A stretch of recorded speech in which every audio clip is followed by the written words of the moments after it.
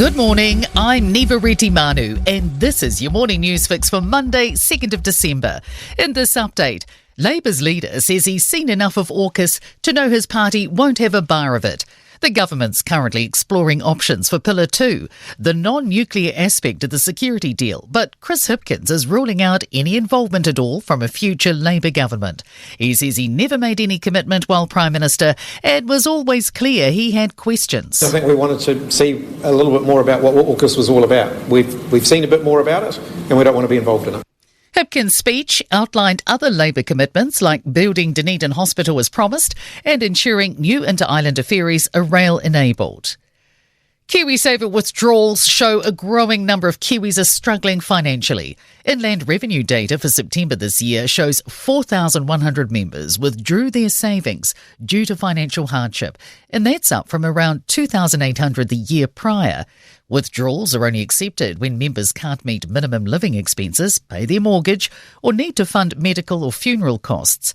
Milford Asset Management KiwiSaver head Murray Harris says there's optimism economic conditions will improve into next year. Hopefully we've seen the worst of it and we'll start to see these hardship withdrawals reducing from here, but these are at an all-time high. Two bus drivers were assaulted within an hour of each other in Auckland on Saturday night.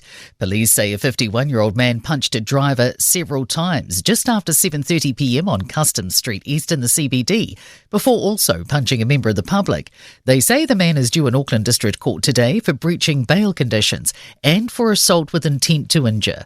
About an hour later, police received another call to a bus driver being assaulted by a passenger in Grey Lynn. However, they say the passenger had left the area by the time it was reported.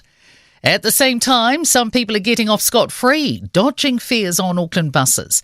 Figures provided to Newstalk ZB show AT is catching hundreds of fare evaders a week, but only 4.8% of them are facing enforcement action. Business reporter Michael Sergel has this exclusive report. Papakura, Henderson and Otahuhu are hotspots for fare evasion. An incident spike during the Monday and Tuesday afternoon rush hour. The 33 between Papakura and Otahuhu is by far the most affected route. High numbers are also being recorded on the 18 between New Lynn and the city centre and the 13 Te Aratu loop to Henderson. Ministers, board chairs and public sector chief executives are appearing before MPs for the second ever scrutiny week at Parliament starting today. First up, David Seymour and Nicola Willis. And in sport, an acknowledgement but no panic around New Zealand's 8 dropped catches in England's first innings, following the visitors' 8-wicket first Test cricket win in Christchurch.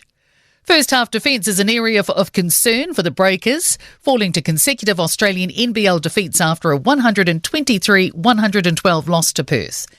The Olympic champion Black Ferns Sevens have been pipped by Australia 28-24 in the final of the season-opening Dubai World Series event, while the men finished fourth. Daniel Hillier and Hanny Song have finished as the best-placed Kiwis in the men's and women's Australian Golf Open events. I'm Nivareti Manu and that's your latest news fix. We'll be back with the next update at midday from the Newstalk ZB newsroom.